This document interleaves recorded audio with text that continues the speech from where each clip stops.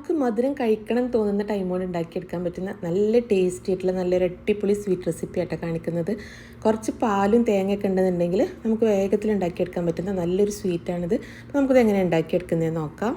ആദ്യം നമുക്ക് ഈ സ്വീറ്റിലേക്ക് വേണ്ട പാൽ മിക്സ് ഒന്ന് റെഡിയാക്കി എടുക്കാം. അപ്പോൾ അതിന് വേണ്ടിയിട്ട് ഒരു പാനിലേക്ക് ഒരു 2 കപ്പ് അളവിൽ പാൽ ഒഴിച്ചു കൊടുക്കുകയാണ്. 500 ml പാലായിട്ട് എടുത്തിട്ടുള്ളത്. ഇതിലേക്ക് ഒരു 3 ടേബിൾ സ്പൂൺ പഞ്ചസാരയും കൂടെ ഇട്ട് കൊടുത്തിട്ടുണ്ട്. ഇത് നമുക്ക് സ്റ്റൗവിൽ വെച്ചിട്ട് ഈ പാൽ നന്നായിട്ടൊന്ന് തിളപ്പിച്ചെടുക്കാം. ഇനി വേറൊരു ബൗളിലേക്ക് ഒരു 2 ടേബിൾ സ്പൂൺ അരിപ്പൊടി ഇട്ട് കൊടുക്കുകയാണ്.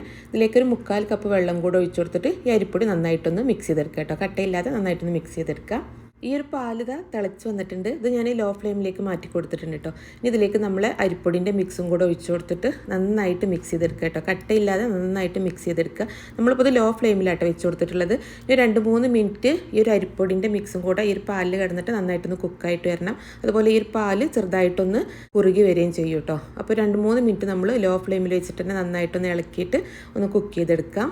ഒരു 3 മിനിറ്റ് ആയപ്പോഴേക്കും നമ്മുടെ പാൽ മിക്സ് തിക്കായി വന്നിട്ടുണ്ട്. ഇനി ഫ്ലെയിം ഓഫ് ചെയ്യാണ്. അപ്പോൾ ഇതിൻ്റെ മധുരം നോക്കുമ്പോൾ കുറച്ച് കുറവാണ് കേട്ടോ. അപ്പോൾ ഞാൻ 1 ടേബിൾ സ്പൂൺ കൂടെ പഞ്ചസാര ചേർത്ത് കൊടുക്കുകയാണ്. പിന്നെ അതിലേക്ക് ഫ്ലേവറിന് വേണ്ടിയിട്ട് വാനില എസൻസ് 1 ടീസ്പൂൺ ചേർത്ത് കൊടുക്കുകയാണ്. അപ്പോൾ ഇതിന് പകരം നിങ്ങൾക്ക് ഏലക്കാപ്പൊടി വേണമെങ്കിലും ചേർത്ത് കൊടുക്കുക കേട്ടോ. ഇത് നന്നായിട്ടൊന്ന് മിക്സ് ചെയ്തെടുത്തിട്ടുണ്ട്. ഇനി നമുക്കൊന്ന് മാറ്റി വെക്കാം.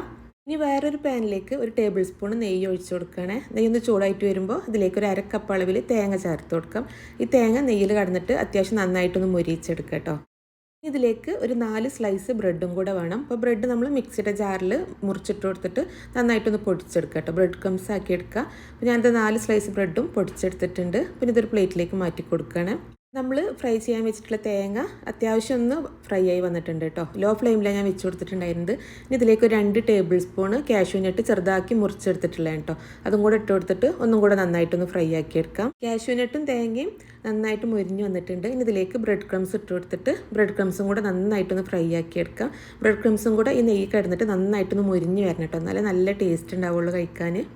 ബ്രെഡ് ക്രംസ് നന്നായിട്ട് ഫ്രൈ ആയിട്ടുണ്ട്. അത് ഇതുപോലെ ഇട്ട് നല്ല ഫ്രൈ ആയി വരേണ്ടത്. നമ്മൾ ലോ ഫ്ലെയിമിൽ വെച്ചിട്ട് തന്നെ ഫ്രൈ ചെയ്തെടുക്കുക കേട്ടോ. അല്ലെങ്കിൽ പെട്ടെന്ന് കരിഞ്ഞു പോകും ബ്രെഡ് ക്രംസ് ആയതുകൊണ്ട്.